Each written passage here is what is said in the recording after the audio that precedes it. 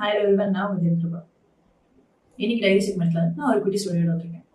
ஏன்னா அப்படின்னு பார்த்தீங்கன்னா, ஒருத்தர் அவரோட நிலத்துல நிறைய விதைகளை வச்சுட்டு வராரு. 5 இயர்ஸா சும்மா தண்ணி மட்டும் ஊத்திட்டு வராரு.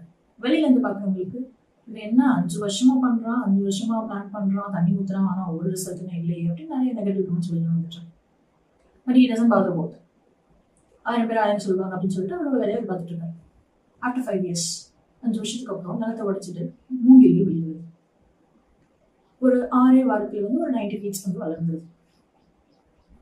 வெளில இருந்து பார்த்தவங்க எல்லாம் பேசினவங்க எல்லாருமே வந்து மூங்கில்கள் வந்து இவ்வளவு வளர்ந்துருக்கு அப்படின்னு சொல்லிட்டு வந்து ஒரு ஆச்சரியப்படுறாங்க. என்னோட கேள்வி என்ன அப்படின்னா, 90 ஃபீட் டால் வளர 6 வீக்ஸ் ஆச்சா இல்ல 5 இயர்ஸ் ஆச்சா?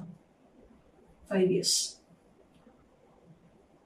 அதே மாதிரிதான் நம்மளோட லைஃப்லயும் நமக்கு தேவையான விஷயங்களுக்காக நம்ம வாழ்க்கையில ஒரு நல்ல ஒரு நிலைமைக்கு வர்றதுக்கோ இல்லை ஏதோ ஒரு கரியர்லையோ இல்லை ஏதோ ஒரு விஷயத்துல ஏதோ ஒரு பேஷன்லயே நம்ம வந்து அதை நோக்கி போயிட்டு இருக்கோம். நம்ம நிறைய விஷயம் பண்ணிட்டு இருக்கோம். அதுக்கு தேவையான ஹார்ட் ஒர்க்ஸ் எல்லாம் பண்ணிட்டு இருக்கோம்.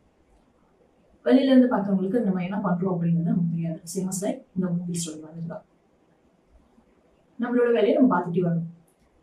இப்போ வந்து மற்றவங்க பேசுறாங்க அப்படிங்கிறதுக்காக அவர் ஒரு நாள் அந்த மூங்கில்களுக்கு அவர் தண்ணி ஊத்தாம இருந்தா இன்னைக்கு அது 90 ஃபீட் டால் வளர்ந்துருக்குமா? அதே போலதான் கிரிட்டிசிசம் பத்தி நம்ம வந்து எந்த வகையிலேயே கவலைப்படக்கூடாது. நம்மளோட ஒர்க்கில் நம்ம கரெக்டாக நம்ம பாட்டு போயிட்டு இருந்தாலும் கண்டிப்பாக ஒன் டைம் ஒன் சக்ஸஸ் ஆகும். அதே மாதிரி இன்னொரு விஷயம் என்ன அப்படின்னா, நம்ம இந்த ஸ்டோரி வந்து பேஷன்ஸ் கற்றுக்கணும். உங்களுக்கு பிடிச்சிருக்கோம் அப்படின்னு நான் நினைக்கிறேன். பிடிச்சிருந்தா லைக் பண்ணுங்க, கமெண்ட் பண்ணுங்க, ஷேர் பண்ணுங்க. This is Deva signing off. Bye. Stay tuned.